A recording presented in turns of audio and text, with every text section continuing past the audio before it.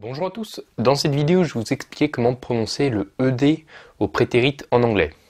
Donc déjà il faut savoir que ça se prononce jamais, surtout ne prononcez jamais ed. On ne dit pas wanted, decided, ça se dit surtout pas, ne dites jamais ça. En fait il y a trois cas dans lesquels vous allez le prononcer. Le premier, en fait ça se base sur le radical du verbe. Si le verbe se termine par un D ou un T, ça va se prononcer id. Par exemple, wanted. Decided. Donc want, ça se termine par le son T, donc le son T en fait. Donc du coup ça va être id, wanted. Pareil pour decide. Decide, ça se termine par le son D, donc un D. Donc ça va être decided. Pour ce qui est du son, donc le deuxième cas, ça va être les sons que, peu, feu, se, che. Phonétiquement parlant, hein. Pas juste écrit, faut que ça sonne comme ça. Donc je répète, que, peu, feu, se, che. Donc quand ça se terminera par un de ces sons, que, peu, feu, se, che, le ED se prononcera T. Par exemple, hacked ou helped. Là, vous voyez, help, to help, ça se termine par un P. C'est bien dans la liste, hein. Donc ça va se prononcer T. Helped. Au début, ça va faire un peu bizarre, mais à la fin, vous allez voir, vous allez vous y habituer.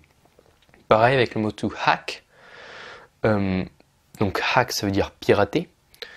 Ça se termine par le son K, le son K. Donc ça va faire T. Hacked.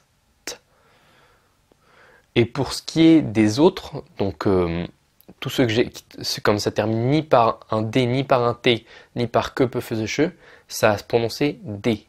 Donc to play, ça va faire played. To define, ça va faire defined. To combine, ça va faire combined. Donc voilà, mais n'oubliez pas, surtout ne dites jamais ed. C'est pas combined, pas defined, j'arrive même pas à le prononcer tellement que c'est mauvais. Ne prononcez jamais ed, ok? Donc voilà, c'était une vidéo assez courte, en même temps c'est pas très compliqué, hein, mais c'est quand même important pour avoir une bonne prononciation. Si vous voulez aller plus loin, que ce soit en prononciation, en grammaire ou dans d'autres choses comme ça, je vous invite à cliquer juste ici, ou sur le tout premier lien dans la description de la vidéo. En fait, vous allez recevoir 1 heure de vidéo offerte pour apprendre l'anglais.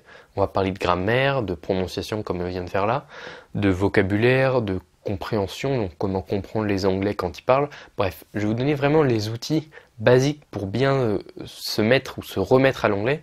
Donc pour recevoir cette heure de vidéo, vous pouvez cliquer soit ici, à ma droite, soit sur le bouton juste en dessous de la vidéo.